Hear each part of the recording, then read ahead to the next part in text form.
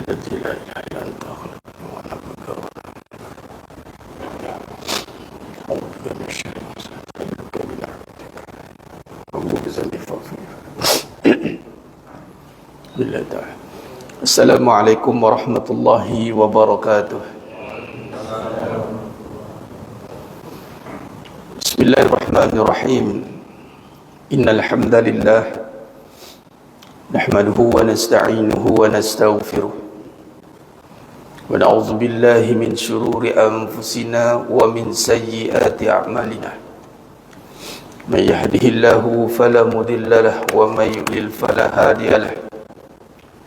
أشهد أن لا إله إلا الله وحده لا شريك له وأشهد أن محمدا عبده ورسوله. اللهم صل على سيدنا محمد وعلى آل سيدنا محمد. رب يسر ولا تعسر وتمم بالخير. رب اشرح لي صدري ويسر لي أمري واحلل عقدة من لساني يفقهوا قولي. اللهم افتح علينا حكمتك وانشر علينا من خزائن رحمتك يا أرحم الراحمين.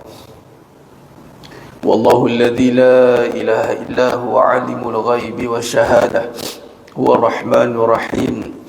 والله الذي لا إله إلا هو الملك القدوس السلام المؤمن المهيمن العزيز الجبار المتكبر. سبحان الله عما يشركون. والله الخالق البارئ المصور له الأسماء الحسنى يسبح له ما في السماوات والأرض وهو العزيز الحكيم. ولا حول ولا قوة إلا بالله العلي العظيم ولا منجا من الله إلا إليه. أما بعد. أيها المؤمنون اتقوا الله usikum wa iyaya bittaqwallah faqad fazal muttaqun. Senajmahnya dimuliakan Allah Subhanahu wa taala, mudah-mudahan kita semua tergolong dalam golongan hamba-hambanya yang benar-benar bersyukur. Amin ya rabbal alamin. Alhamdulillah, summa alhamdulillah ala kulli hal, alhamdulillah ala kulli ni'mah. Mula dan selama-lamanya merafakkan setinggi-tinggi syukur kehadrat Allah Azza wa Jalla. Dalam tiga kata dengan syukur yang sebenar, yang mana kata Syekh Ramadan Al-Buti rahimahullah ta'ala alaih mengatakan bahawa terjemahan syukur itu adalah dengan menerjemahkan seluruh nikmat menjadi taat. Seluruh nikmat, kalau dilihat dinilai hidup ini jemaah sekalian, ia adalah nikmat sebenarnya. Sebab itu kalau kita lihat dalam perbahasan hakikat kehidupan ini, kita mengkaji, mentafsir kembali sudut pandang kehidupan, kemudian kita melihat nas ataupun dalil yang nakli, yang qat'i, yang Al-Quran Al-Karim. Allah telah menerjemahkan kehidupan ini, dunia, dengan gambaran mata', yakni kesenangan. Dalam surah Al-Hadid ayat 20, wa mal hayatud dunya illa mata'ul ghurur. Sesungguhnya kehidupan dunia ini jemaah sekalian, memang Allah terjemahkan kesenangan. Lalu kesenangan itu adalah sebagai untuk apa?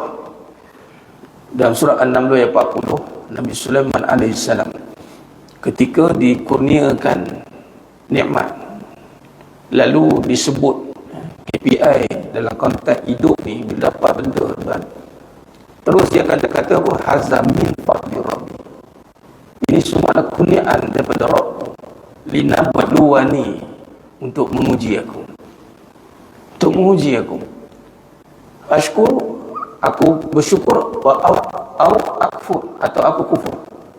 Nah, jadi yang kita nampak dunia ni kejam, sengsara, sakit hati, putus asa, apa, kerana kita gagal menterjemahkan kesenangan yang kecil itu kepada ketaatan yang banyak. Kita nampak kesenangan itu banyak sehingga ketaatan kecil. Terbalik, mengecilkan nilai ketaatan, membesarkan nilai kemudahan. Bagi contoh nilai solat. Kita dah bahaskan dalam konteks masuk dalam Isra wal Mi'raj, kita akan nampak satu isyarat yang mana betapa besarnya ganjaran yang dibawakan oleh bagi Nabi Muhammad SAW pada umat bagi Nabi Muhammad SAW. Antaranya ganjaran setiap kebaikan itu digandakan dengan 10 kebaikan. Satu kebaikan 10, satu kejahatan 1. Niat buat jahat belum dikira, buat baru dikira. Niat buat baik dapat pahala, belum buat lagi. Niat baru besar dengan jalan.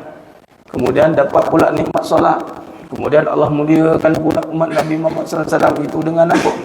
Dengan Allah turunkan surah yang 7 pada yang 7 ayat dan suratul Fatihah dan 2 akhir surah Al-Baqarah yang tidak pernah dibagi pada umat yang lain.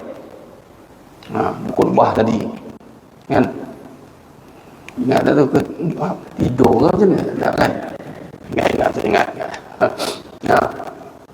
dalam tafsir At-Tabari tu dikeluarkan terjemahan dia. Jadi itu satu nikmat yang besar. Adakah kita mampu dengan Allah uji kita dengan dunia ini, kita mampu besarkan kurniaan Allah, ganjaran Allah ke tidak? Atau kita nampak bahawasanya dunia itu lebih besar pada ganjaran yang Allah telah ganjarkan, janjikan bahawa inilah yang sebenarnya yang besar. Maka bermula episod ujian dalam kehidupan. Ujian. Sebab itu nak menterjemahkan nikmat menjadi taat. Apa saja dunia ni semua nikmat. Asal nikmat Allah bagi dunia ni bukan untuk mengazab kita. Tidak, walaupun ada neraka. Azabnya bagi orang yang nak diazab, kata. Kamu sendiri yang zalim diri kamu sendiri. Maka jemaahnya memuliakan Allah SWT dengan terjemahan, menterjemahkan kepada sebenar-benar syukur itu adalah dengan kita melihat hidup ini. Kita syarahkan kehidupan dengan kaedah uslub ataupun kaedah perbahasan bersandarkan 4 sifat wajib bagi Nabi SAW. Sebab hidup ni jemaah sekalian ada satu ujian yang mesti kita kena terima dan kita kena berjaya untuk jawabnya. Gagal jawab ujian kehidupan, maka gagallah akan jawab ujian kematian. Sebab fitnah mahya wal mamat, hidup dulu nak kena jawab ni. Gagal jawab ujian kehidupan, mati. Nampaklah kat situ. Macam mana nak kata gagal jawab ujian kehidupan? Dia akhirnya hidup ni meresahkan dia.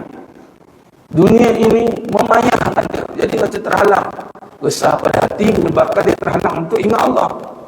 Yang dia banyak adalah ingat susah. Apatah lagi kita diambang menuju pada akhir zaman 2024. Macam-macam teori keluar ni sekalian. Macam-macam sarana kebimbangan ditebar luas kepada umat. Yang banyak diingat adalah musuh Allah. Musuh-musuh Islam yang banyak digembar-gemburkan. Tapi kekuasaan Allah sepi begitu ajalah. Allah yang tahu, Allah tu tahu tapi resah juga hidup. Isra wal Mi'raj itu purposely adalah untuk menghilangkan kesedihan, keresahan dunia yang Nabi lalui. Keresahan dunia yang paling besar ialah kematian ataupun kehilangan. Nabi diuji lebih dahsyat, hilang 2 insan yang penting. Maka Isra wal Mi'raj itu perjalanan untuk menzahirkan tanda-tanda kebesaran Allah.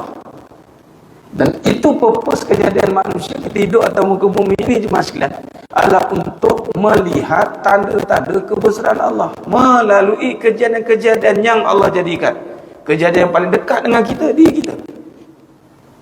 Sebab tu bila kita rujuk balik kaedah perbahasan kehidupan ni, dimulakan dengan uslub yang pertama, siddiq, benar. Adakah kita bermula hidup dengan mencari yang benar ataupun kebenaran itu ditegakkan? Bagaimana yang dimasukkan benar itu?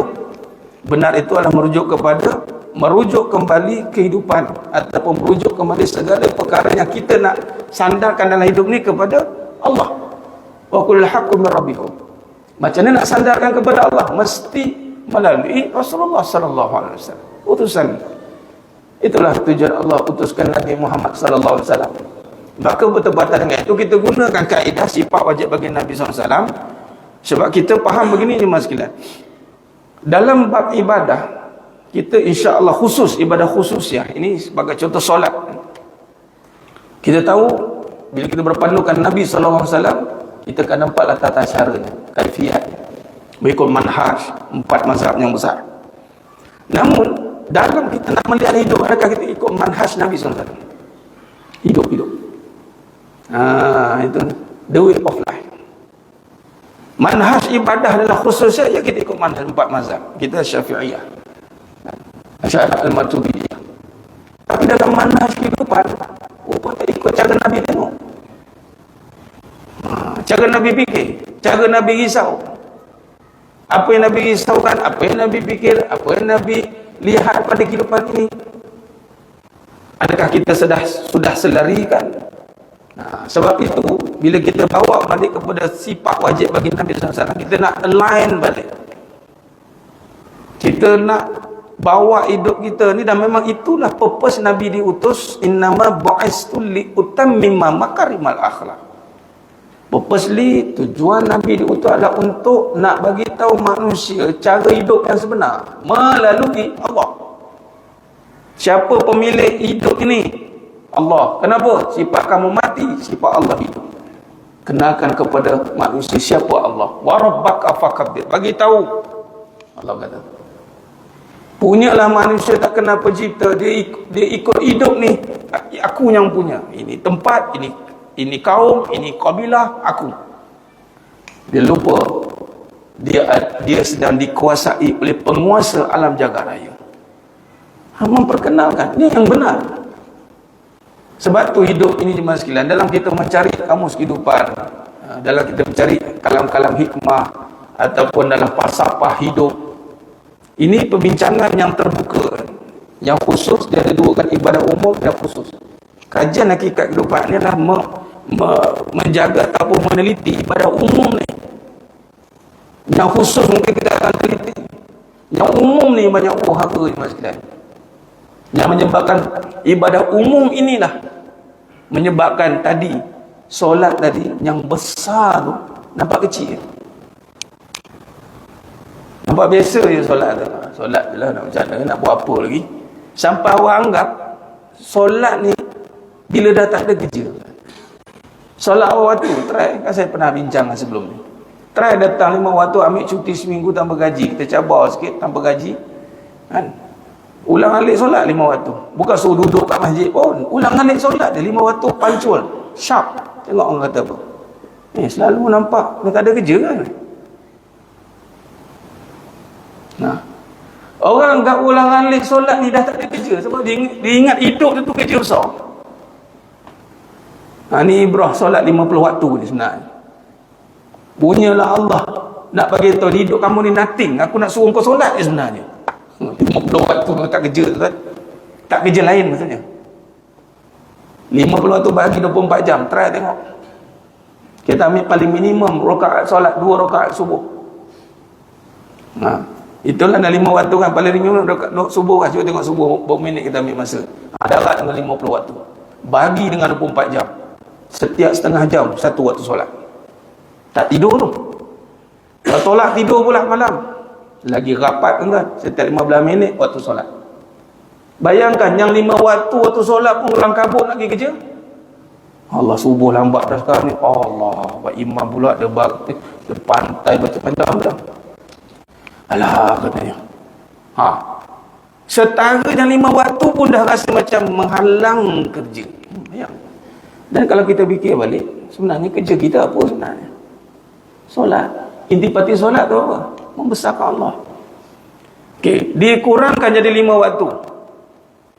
Adakah bermaksud boleh kita anggap kita ni solat 5 waktu tu je? Tak. Terjemahkan pula 5 waktu ni kepada kehidupan. Macam mana kamu boleh taat serta dengan aku dalam keadaan solat yang tidak pernah merungut, membantah, menyalam, tak suka macam mana pun, sujud, tak pernah komplain, tak pernah blame. Bolehkah bawa dalam hidup sifat itu? Time sujud tuan-tuan, satu kedudukan posisi yang paling rendah, sehingga kan punggung kita lagi tinggi. Muka kita yang kita agungkan ni, yang kata jangan conteng arah di muka ni, tiba-tiba waktu sujud selevel dengan tapak kaki tuan-tuan. Ini alhamdulillah kita boleh sujud atas kapet. Kalau kena silap pergi bulan, kalau pergi Mekah tuan, Madinah, solat hari Jumaat tuan, silap pergi beratas, tak kita sujud. Waktu itulah kita sujud. Allahu Akbar. Allah. Tak ada bangun pergi buat surat memorandum kepada Imam Sudais kata ni, ini satu penganiayaan. Sepatutnya semua dipaskan. Setakat hari ni tak ada seorang komplain pasal sujud. Beranilah komplain. Nak tahu mana petir tak petir, nak tengok. Paling kuat pun dia tak buat lah. Jadi nak kau kata solat ni apa, dia tak berani. Okay, sekarang ni solat surah Allah. Clear? Hidup suruhan siapa? Suruhan kita. Kalau solat suruhan Allah, hidup suruhan siapa? Siapa yang suruh kita hidup? Allah. Maka challenge kehidupan itu lebih besar sebenarnya. Sebab itu Iblis gagal dekat kehidupan. Iblis total gagal, fatal error. Bila Allah suruh hormat pada Nabi Adam AS, dia gagal tengok itu suruhan Allah. Bila Allah suruh sabar dengan susah, syukur dengan nikmat, gagal kita buat. Solat-solat juga itu panggil golongan musyrikin. Dia tahu dia solat, dia tahu Allah, tapi pada sama hidup bilang mustami. Kan? Aku yang susah payah, aku yang celik mata, aku yang tulang banting, tulang pak kerat aku. Yang besarkan anak-anak aku. Yang menyara hidup semua aku. Sampai selagi bulan, bila Allah uji susah, sehingga orang pertikaikan, di mana pertolongan Allah? Jemaah yang mulia Allah. Kalau kita selarikan perbahasan kita benar, kita bicarakan benar, dan kita sedang membicarakan tentang bila sebut benar, subtopik dia, topik benar ni kita bawa kepada meneliti maksud ujian. Apa sebenarnya ujian yang ada dalam kehidupan? Subtopik dia. Dan kita dah terjemahkan bahawa hidup sebenarnya boleh tengok dengan kebenaran, rupanya hidup tu adalah ujian. Jangan tunggu susah. Orang tak faham susah ujian, salah faham mas sekalian. Kalau susah tu ujian, ada seorang sahabat kita ni, dia duduk, ialah bawa dengan saya, ustaz, saya ni meniaga dia. Okay. Tempat yang saya meniaga sekarang ini income tak banyak, tapi senang saya nak pergi solat, senang saya nak pergi ini kuliah, senang katanya. Tapi tempat itu income tak banyak. Okay. Satu tempat lain itu masjid jauh, kalau saya nak pergi kuliah pun lambat, tapi income banyak. Jadi dia melihat bahawa income sikit itu adalah ujian susah bagi dia tengah diuji. Betul saya kata. Sekarang ni nak lari, nak keluar, nak selesaikan ujian susah ni lah. Saya pun jawab, apa bezanya lari daripada ujian susah masuk ke ujian senang? Lari tak daripada ujian, tetap ujian. Nak lari daripada ujian susah, susah ni, tiba-tiba masuk senang tu pun ujian juga.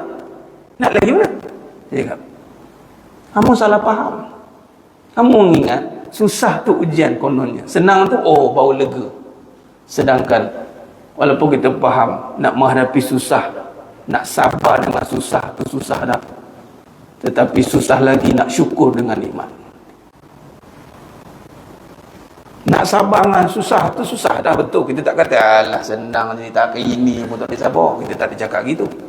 Memang susah, tapi ketahuilah bahawasanya lebih susah untuk syukur dengan nikmat.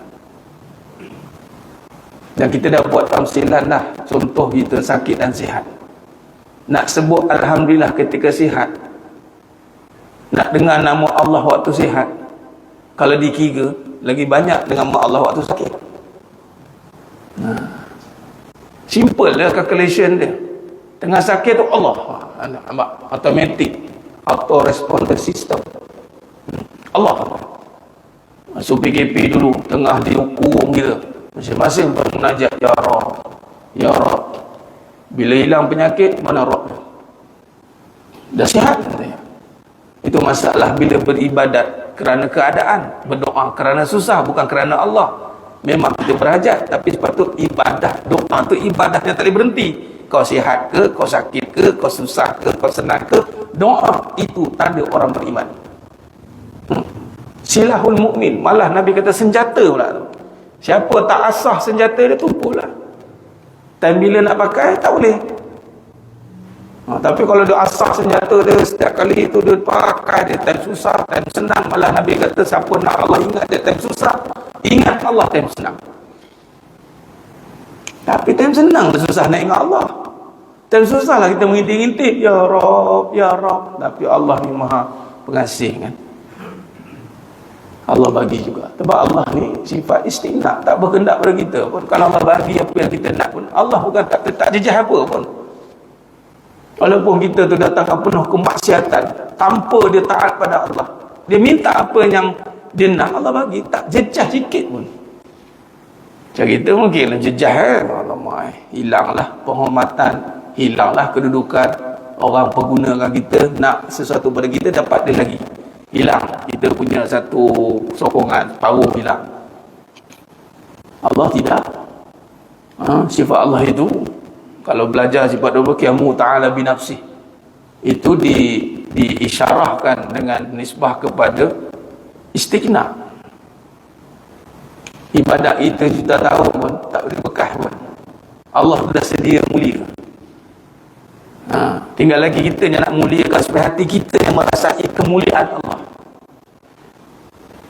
kebesaran Allah. Ada orang kata Allah tu dah maha besar, nak besarkan apa lagi? Sudah katanya. Ada macam-macam pisin orang tadi cara fikir kan. Macam mana dia fikir macam ni kan? Yang dimasukkan besarkan Allah Ta'ala tu hati kita nak merasai kebesaran Allah.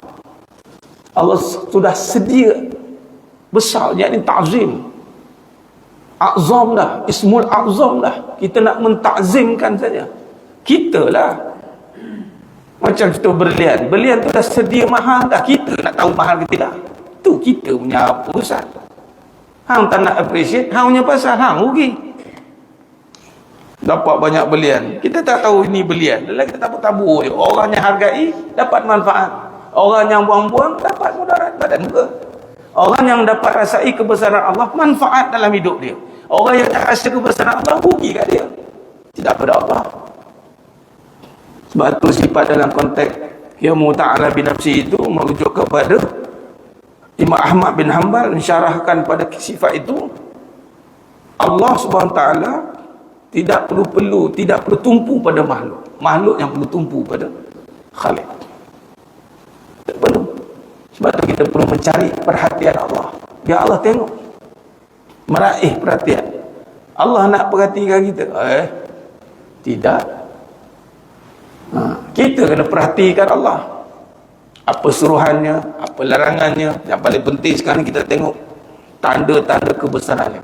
Maka Allah datangkan hidup ni ujian sebagai wasilah, sebagai usul untuk sampai kepada Allah melalui ujian itu, untuk sampai dengan ilmu memahami ujian itu. Bila sebut ujian, kita kena faham. Ada orang dia jawab macam ni. Ini saya bagi kepada perbahasan bil hikmah, dengan bagaimana terjemahkan dengan ilmah wa hikmah. Ada dua elemen penting yang sentiasa digunakan dalam kehidupan, dan ini yang Nabi SAW dimasukkan dalam dada Nabi SAW. Nabi melalui perjalanan hidup tu, tengok Jibril AS, Allah suruh Jibril AS bedah dada Nabi, masukkan apa? Dua benda ni. Itulah ilmu dan hikmah. Orang mungkin boleh dapat ilmu, tapi belum tentu dapat hikmah.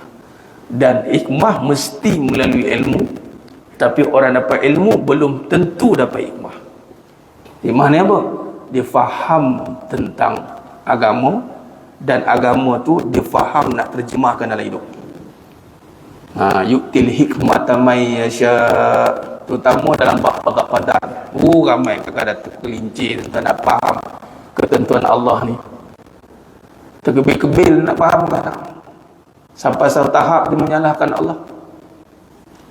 Satu ketika dia rasa dia yang tentukan, satu ketika dia rasa Allah tentukan ke, satu ketika mana satu ni kan. Bahawasanya duduk dalam ketentuan Allah tu bukan senang. Bahawa segala-galanya itu innallaha ala kulli syai'in qadir. Semua dalam ketentuan Allah. Kita tunduk pada ketentuannya dalam kita melakukan segala suruhannya yang memberi kesan ketentuan itu Allah. Ketika terjadinya peristiwa itu, sebagai contoh dalam perjalanannya di Isra, Nabi SAW tengok jumpa Nabi Adam AS, tengok kanan senyum, tengok kiri nangis, tengok kanan senyum, tengok kiri nangis. Nabi Jibril AS ditanya oleh Nabi SAW, kenapa begitu? Ketika dia tengok belah kanan senyum kerana cucu cicit Nabi Adam AS ke syurga, tengok kiri cucu cicit Nabi Adam juga ke neraka. Kan susu galma daripada Nabi Adam AS. Maka di situ belajar tentang qada pada Allah tertentukan ketentuan, tetap ada keturunannya yang masuk juga nanti kerana kejahilan mereka lah. yang telah Allah taklifkan tapi mereka gagal untuk buat, maka ketentuan orang yang gagal melakukan suruhan tempat yang di neraka. Allah dah tentukan kita untuk melakukan ketaatan, maka ketentuan untuk melakukan ketaatan itu, bila kita gagal melakukan ketentuan itu, maka ketentuan orang yang gagal ini adalah dalam neraka. Saya gunakan banyak pegang ketentuan sebab semuanya adalah ketentuan, bukan kita yang menentukan. Saya menentukan, kalau saya tak beramal tak masuk syurga. Kita memang beramal dan ketentuan amalan itu telah ditentukan oleh Allah. Siapa yang beramal maka ke syurga. Hasil beramal, ketentuan amal itu ke syurga. Nampak? Jadi sebenarnya kita faham apa? Semua adalah ketentuan. Kita disuruh untuk melakukan, bukan disuruh untuk menentukan. Bila kita melakukan segala apa yang dalam ketentuan Allah, boleh faham tuan? Saya pun berkata, saya tak nak bahas dalam konteksnya takrif itu.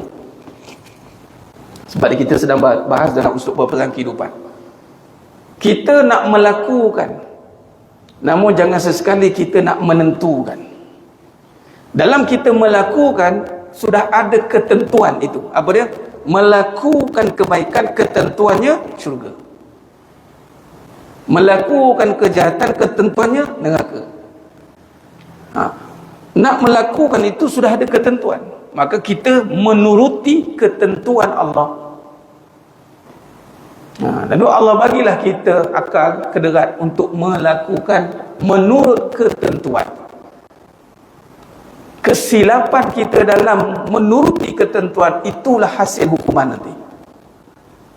Silap. Allah dah tentukan buat baik dapat baik, buat jahat dapat baik. Allah dah tentukan. Dan Allah tentukan kita untuk melakukan kebaikan dan keburukan. Maka Allah tentukan kita untuk memilih baik dan buruk. Allah tentukan. Maka sudah Allah tentukan macam kita. Ni saya bagi option A, B. Saya tentukan, saya bagi peluang untuk awak pilih. Kalau Allah tak tentukan kita untuk milih, kita tak ada pilihan dah. Option kan? Siapa yang buka option? Allah. Maka Allah bagi kita option. Malah option itu sudah ada dalam ketentuan Allah dah. Nak bagi fahamnya, bila manusia itu tidak diberikan kefahaman hikmah, maka dia tidak akan mampu menterjemahkan kehidupannya. Maka jemaah yang muliakan Allah SWT, maka di sini kalau kita lihat,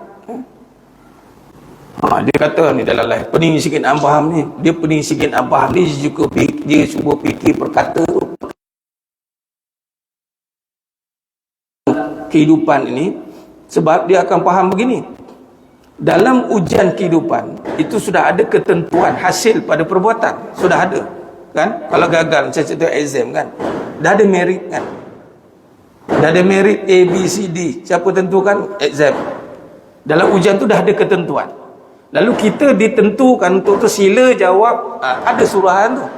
Suruhan itu ketentuan tu, bukan kita sendiri yang nak jawab. Sebab ada suruhan kan jawab. Kalau ikut kita nak jawab, tak jawab dah, kita keluar exam lah, betul tak? Tu masuk dia. Kita faham konteks ujian itu, kita faham lah perbahasan tentang qada-qadar, takdir secara kehidupan. Maka kita nak mudahkan faham macam ni, bahawa semuanya dalam ketentuan disimpulkan. Semuanya di dalam ketentuan, kita hanya melakukan. Kelas. Bukan kita yang menentukan. Ni nak faham kat situ, sebab kepahaman salah faham nanti dia pergi ke sini. Kalau saya tak buat, tak jadi.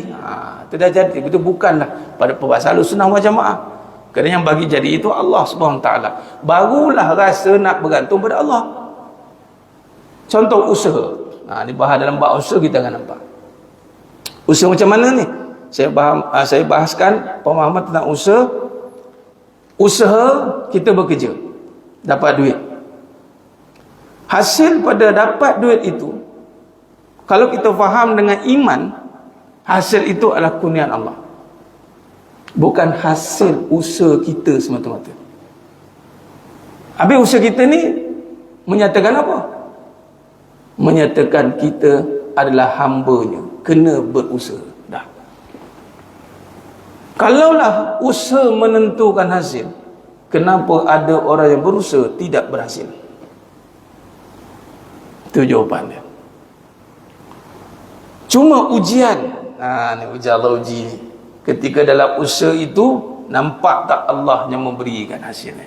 Kalau nampaklah hasil semua ini adalah kurniaan Allah Subhanahu Wa Taala, maka ujian nikmat tadi hendaklah diterjemahkan dengan taat. Allah bagi kita, bagi rumah, bagi isteri, bagi anak.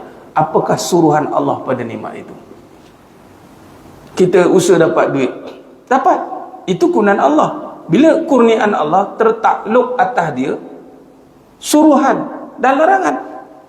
Bukan dapat duit saya saja dapat untuk ini duit aku punya, bukan sekadar aku punya je. Allah tanya balik.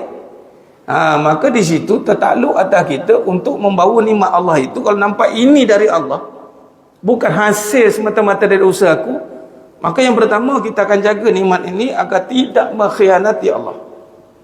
Kita faham kat situ.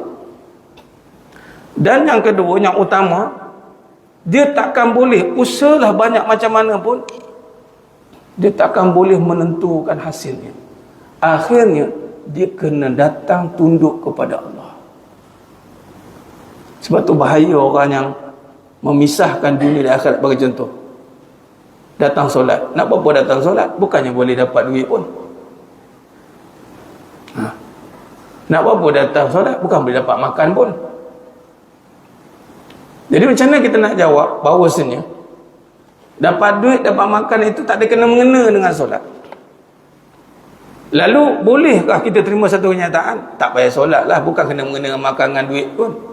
Adakah boleh kita meninggalkan solat itu?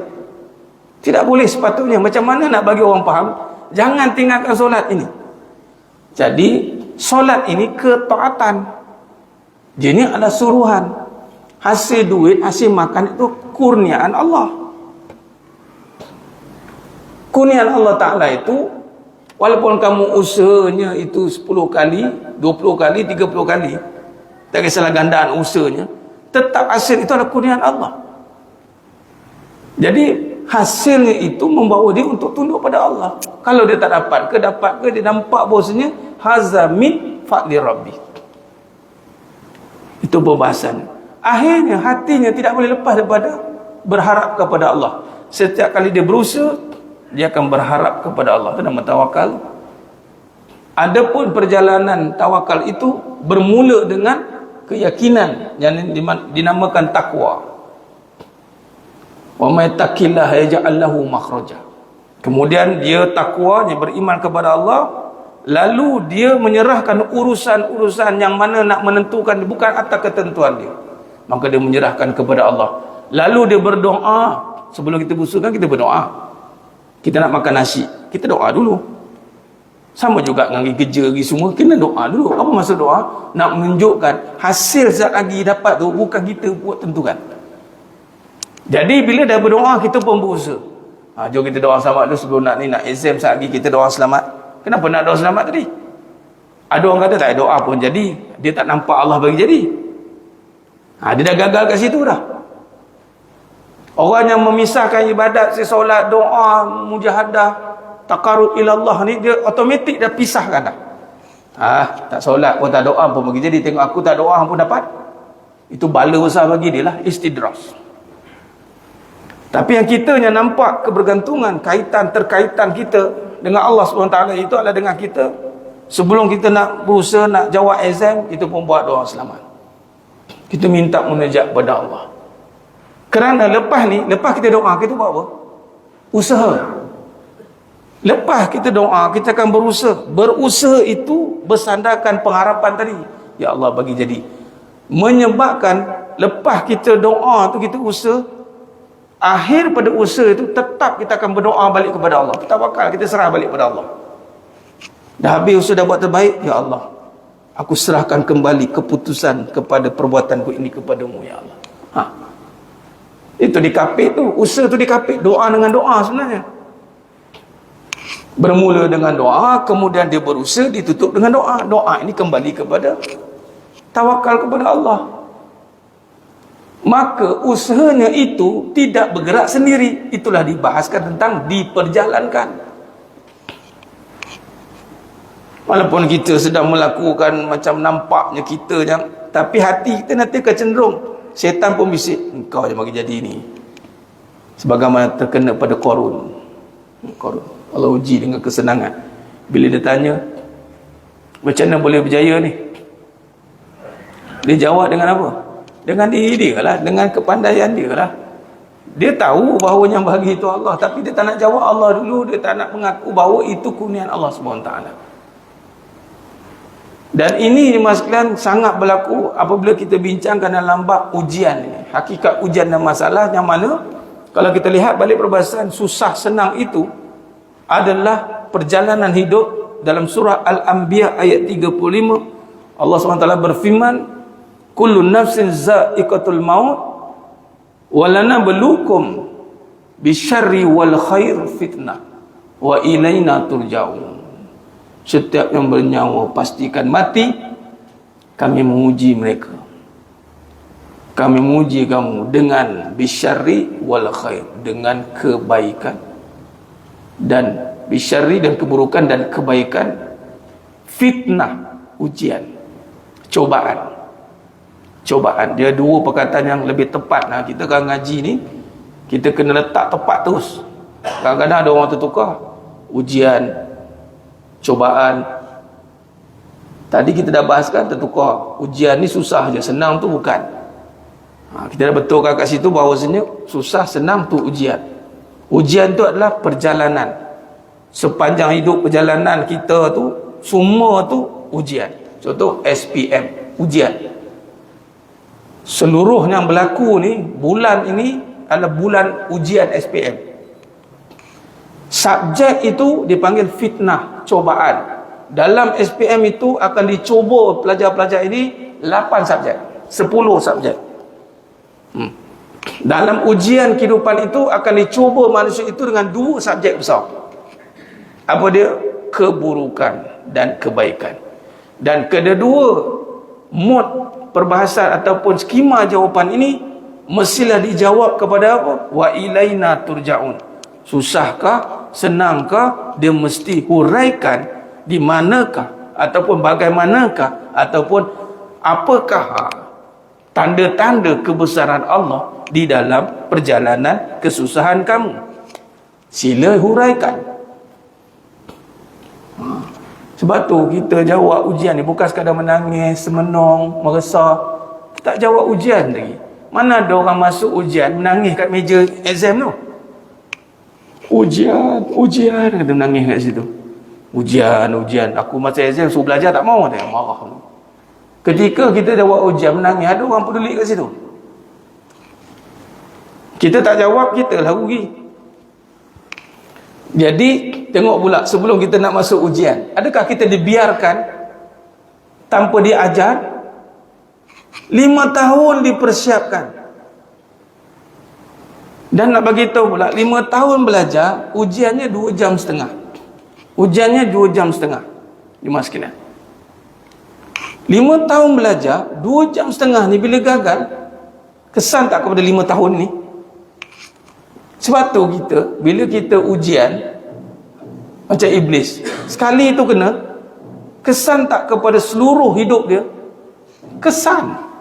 Tak ada lagi orang ujian 5 tahun belajar, bila jawab ujian gagal. Oh, cerdik dia ni. Ada. Sebab tu tak payah jawab ujian tu. Kalau tak nak, kalau tidak hati kan keluar result kan. Azan ada. Kita bagi lalu azan, kemudian kita tutup. Baik.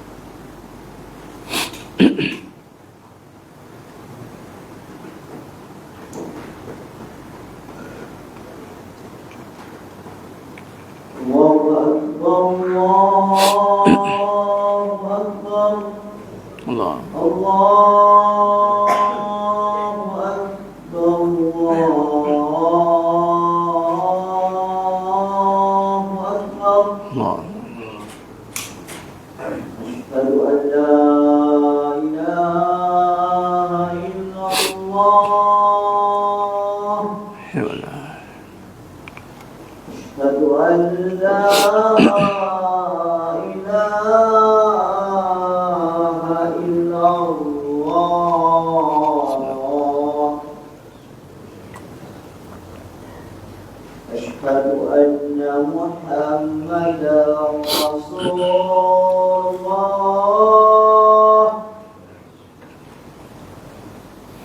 أشهد أن محمدا رسول الله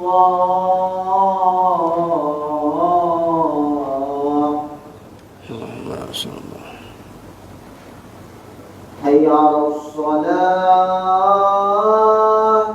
لا حي على الصلاة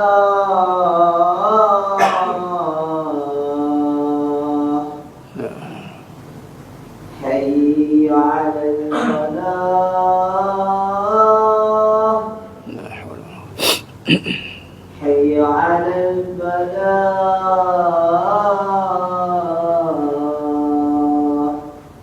لا الله أكبر الله أكبر الله أكبر الله لا إله إلا الله لا إله إلا الله محمد رسول الله وما أصنع إنك لا تقدر Allahumma salli ala Sayyidina Muhammad wa ala Sayyidina Muhammad. Sudah jemaah yang mulakan Allah SWT. Khair. Sambung sikit, kemudian kita pergi pada kesimpulan. Berbalik pada topik perbincangan kita ni, menilai sudut pandang kehidupan, bersandarkan sifat Nabi yang pertama Siddiq, yang ini benar, yang ini merungkai kebenaran dalam sudut pandang Al-Quran. Bukan kita melihat ujian susah, tengok dari sudut kita. Tanya orang, macam mana susah kamu? Oh, susah aku, jangan cerita lah. Tak tahan aku. Cerita itu. Ramai orang bila cerita kesusahan, apa yang dia cerita? Satu, perasaan. Yang kedua, keadaan dia. Yang ketiga, kebenaran dia. Sedangkan Allah SWT membawa perbincangan susahnya Nabi lalui dengan tanda-tanda kekuasaan Allah. Perjalanan yang dibukakan tentang kisah sam'iyat, tentang janji Allah, tentang hukuman Allah. Tengok perjalanan Nabi 10 tahun berdakwah di Makkah Al-Mukarramah, 70 orang dimasuk Islam. Kemudian 12 tahun kenabian diperjalankan peristiwa Isra. Nak ceritanya 10 tahun tu dicampur dengan kematian, kemudian dengan Taif dihalau. Ini cukup ulama konkludkan tahun duka nestapa. Jadi ini perbincangan bisyari tentang keburukan, takdir buruk yang Allah takdirkan. Namun keburukan itu nak bincangkan tentang perbuatan-perbuatan jahat depa ke? Nabi itu ulang, aku kena begitu, aku kena begini. Adakah Nabi ulang perkara yang sama? Tak ada. Sahabat dia meriwayatkan peristiwa-peristiwa yang berlaku. Nabi pun sendiri tak pun cerita kat tak teruk aku kena. Habis duit aku dakwah ni, ingat senang ke? Tak ada perbincangan tu. Malah Nabi jalan ni. Sebab tu susah ni bukan cerita tentang masalah malah dikupah. Kita tahu dah masalah tu. Masalah contoh tak ada duit. Tahu tak ada duit, carilah duit. Diulang tak ada duit, tak ada duit. Payah lah, susah lah. Macam-macam mahal. Oh, barang mahal itu, mahal ni mahal. Mulut dia tu keluar, itu je keluar. Wah. Gagal. Sebab tu ramai orang hanya nak menghilangkan keadaan susah, tetapi rasa susah tak hilang. Nak hilangkan keadaan susah, silalah kerja bagai nak rak tu. Daripada tak ada duit, ada duit, senang. Tapi kenapa ada yang senang tapi masih rasa susah? Ataupun rasa susah itu lebih tepat rasa resah. Dia senang dah. Dulu dia diuji dengan tak ada duit, nak makan bercatu nak makan. Malah disitulah kemuncak dia mengenal rezeki. Tengok nasi, tengok dengan kicap telur mata, Allah rezeki Allah, makan sedap. Kuah kosong pun jadi. Tapi bila dah ada duit boleh tentukan order, tak. Ini je ke? Ketika itu dengan keadaan makan yang macam-macam atas pinggan dia, tak senang hati dia dengan makanan tu. Tak sedap, tak sampai dia punya KPI lah kata. Dulu elok pula makan nasi kosong telur mata kicap, garam sikit. Kadang-kadang ambil bau pun Ramli mengajar makan ambil bau kan. Ambil bau pun kenyang teman sekalian. Makna kata ada orang hanya mampu hilangkan keadaan susah. Allah bagi kamu nak hilangkan keadaan, tak apa, ikhtiar pada takluk pada makhluk manusia, boleh, Allah ijabahkan. Tapi hati kamu susah yang mana akan membawa kepada resah, itu di bawah kekuasaan aku 100%. Sebab tu hati ni milik Allah. Ya mukallibal qulub, hati. Memang kita rasa susah tu susah hati. Kita ingat susah, kita susah hati ni sebab susah. Bila senang susah hati lagi. Sebab tu keluar perbahasan dalam kajian hakikat kehidupan ni antara kalam-kalam hikmah ni. Nanti habis pengajian ni kita akan masuk lisanul haq, kalam-kalam hikmah kan. Hikmah dengan maksud kita kaji dengan daripada hasilan tafsiran daripada kita kaji Quran, kita tengok pengajian daripada sifat Nabi SAW, akan keluar perkataan-perkataan kalimah yang kita tak terfikir sebenarnya. Sebagai contoh, susah tidak semestinya resah. Ini kalam hikmah ni. Senang tidak semestinya tenang. Nampak sipi-sipi tu kadang-kadang nanti keluar komen, Ustaz tak faham, Ustaz tak nak fikir. Afal yatafakkarun, berfikirlah Allah kata. Cuba merenung sikit. Kadang-kadang kita nak ambil mudah semua benda, telan kadang-kadang. Malaslah fikir. Malas fikir tu yang hidup ni kena tipu kita. Hidup ni tipu, sedangkan hidup tu memang penipu. Wa mal hayatud dunya illa mata'ul ghurur. Kesenangan yang menipu. Susah, senang. Resah, tenang. Susah, senang, keadaan luar. Resah, tenang, dalam. Boleh jadi dia susah tapi dia tenang. Boleh jadi dia senang tapi dia resah. Bagaimana nak counter resah dengan tenang? Tanda-tanda kebesaran Allah. Bukan dilalukan dengan susah. Oh, serik aku susah ni. Oh, cukuplah taubat lahum katanya. Taubat lahum terus. Oh, perit aku susah ni. Dia fikirnya dia perit dia. Dia tak fikir Nabi lebih perit daripada dia. Tak ada pun Nabi serik berdakwah. Tak ada. Ingatkan habis dah kat Mekah tu, settle lah. Dah. Sampai ke Madinah, patah gigi Nabi, duk kena tibah dengan pedang perang Uhud, duk kena sini. Time bulan puasa, perang Badar Akubra. Nampak? Ini semua persiapan yang telah dimantapkan ketika berada di Mekah. Orang yang hati yang tenang, walaupun berhadapan dengan susah, dia mampu mengatasinya. Ini keadaan tak susah pun, hati resah. Lain sekali menyusahkan orang. Itu menyusahkan.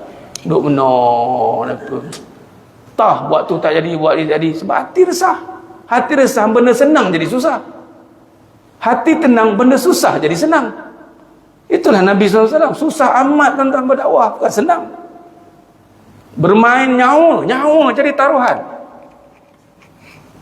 Nak diancam bunuh lagi. Bayangkan Nabi nak diancam bunuh. Patutnya berlakulah perbincangan seriknya. Para sahabat, kalau tak Nabi pun sahabat lah.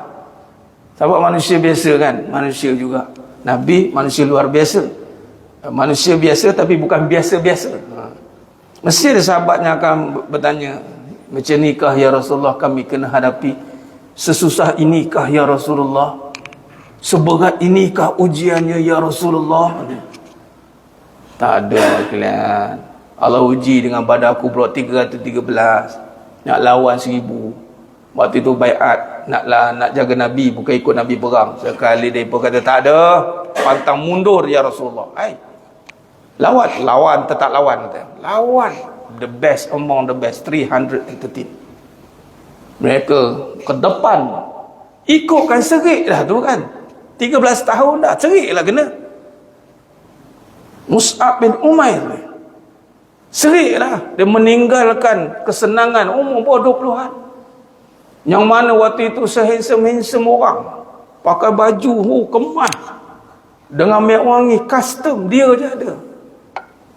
Ketika ikut Rasulullah sesusah-susahnya, tapi pernah rasa menyesal? Tak ada. Isteri Nabi SAW, Sayyidatina Khadijah Radhiyallahu Kubra, daripada duit banyak, harta banyak, wafat tinggal apa pun tak ada. Sehingga kan diriwayatkan kalau tulang ini boleh digunakan, silakan. Orang duk ramai nak jadi macam Sayyidatina Khadijah radhiyallahu anha. Yang perempuan pun terinspirasi. Saya kata inspirasi mereka daripada tak ada harta kumpul harta. Lepas tu berkira dengan suami sendiri. Lepas tu transfer share 100%. Yang faham-faham. Yang faham-faham ada kes, ada kes. Dah transfer share 100%, lepas tu lega. Sayyidatina Khadijah anak aku bro, transfer share 100% ke Nabi. Terbalik. Daripada ada duit, tak ada duit. Kita daripada isteri tak ada duit, berduit. Berkumpul lah tu. Selit sana, selit sini.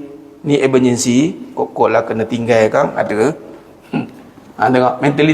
Mentality. Ada duit tu bukan kata nak guna untuk taat, untuk pahala, untuk education ke apa. Tak. Anything happen. Kok lah kena tinggal. Nak pula berlaku. Tengok. Nak keadaan. Aku dah kata dah. Bila tak ada duit, tengok kau kena tinggal. Apa kau ada dah? Orang perempuan pun tahu tak apa. Kau guna nama Sayyidatina Khadijah radhiyallahu kubra. Nampak? Walhal tak ada raut wajah sampai Allah kirim salam. Punyalah tak serik. Ni nak cerita nak serik ni. Yang melihat susah Nabi. Manusia pertama masuk Islam. Ni nak bagi tahu ni, kalau kita bahas bab susah, kalau kita cerita serik susah, belum cerita tentang hikmah susah. Yang ni patutnya susah, mesti kena cerita tentang tanda-tanda kebesaran Allah, sehingga dapat dalam hati keyakinan. Dan ketika Allah beri dia ujian yang lebih susah daripada itu, apa dia? Senang. Dia sedang mempersiapkan untuk ujian yang lebih susah. Sepatutnya orang susah, dia kena faham macam ni, aku lepas ni lebih susah. Macam mana pula tu Ustaz? Kerana susahnya aku nak syukur pada Allah. Lepas ni Allah bagi senang kat aku. Patutnya dia persiapkan pula. Macam mana dengan ilmu nak melihat tanda-tanda kuasa Allah. Di situ kita bahaskan di sini jemaah sekalian. Sebab itu kesimpulan penutup, dalam perjalanan kehidupan ini membincangkan tentang ujian, kita telah meneliti kembali bahawa meletakkan kebenaran, yakni melihat kekuasaan Allah dalam mana-mana keadaan, susah atau senang. Dan keadaan itu akan menjadi cobaan untuk kita. Cobaan apa tadi? Susah, baik, buruk. Kerana keadaan buruk ni biasanya, hati-hati, bila buruk dia akan bersangka buruk dengan Allah. Hati-hati. Su'uzon. Itu datang pasal su'uzon. Apa dia? Ya Allah tak tolong lah. Walhal pertolongan Allah itu telah pun sampai kepada orang yang beriman melalui apa jemaah sekalian? Solat. Selagi mana dia solat, selagi itulah pertolongan Allah bersama dengan dia. Nak pula solat di masjid, di mana tempat dilakukan azan, berjemaah. Lagilah dia punya authority, priority letak VVVIP, privilege, special line. Orang yang jaga 5 waktu, dia sebenarnya sedang mendapat pertolongan Allah. Dia ada fast lane. Ini orang yang awal waktu, privilege, tak perlu nak queue. Dia akan masuk, dia macam pergi flight kan, dia ada privilege, special launch untuk orang yang nampak solat di pertolongan Allah. Kalau tak nampak, lagilah cara-cara yang biasa tu. Wallahualam jemaah sekalian. Takat tu dulu pada malam yang penuh barakah ni, tak maaf panjang sikit, cover bulan lepas tak datang. Kita kata doktor, tak maaf doktor, lepas saya exam, saya baru habis exam 2 paper, alhamdulillah. Ni tengah cuti ni, nak masuk final lagi setahun lagi insya-Allah. Doakan jemaah sekalian, semoga Allah permudahkan perjalanan ujian peperiksaan dunia ni, untuk ilmu lah insya-Allah. Wallahu alam. Mohon maaf daripada saya kekurangan, terkasar kata kekurangan bicara yang payah-payah. Hanya Allah Taala sajalah yang mampu menyempurnakan perbahasan kita pada malam yang penuh barakah ni, sehingga kita bertemu lagi bersih akan datang. Aku qouli hadza wa sallallahu alaihi wa lakum wa billahi taufiq wal hidayah. Wassalamu alaikum warahmatullahi wabarakatuh. Tangguh dengan tasbih kafarah dan suratul asr. Subhanakallahumma wa bihamdika, asyhadu an la ilaha illa anta, bismillahirrahmanirrahim. Wal 'asr. Inna insana fi khusr illa alladziina amanu tawassaw bil haqqi wa tawassaw bis sabr. Wallahu a'lam bisawab. Takbir. Allahu akbar.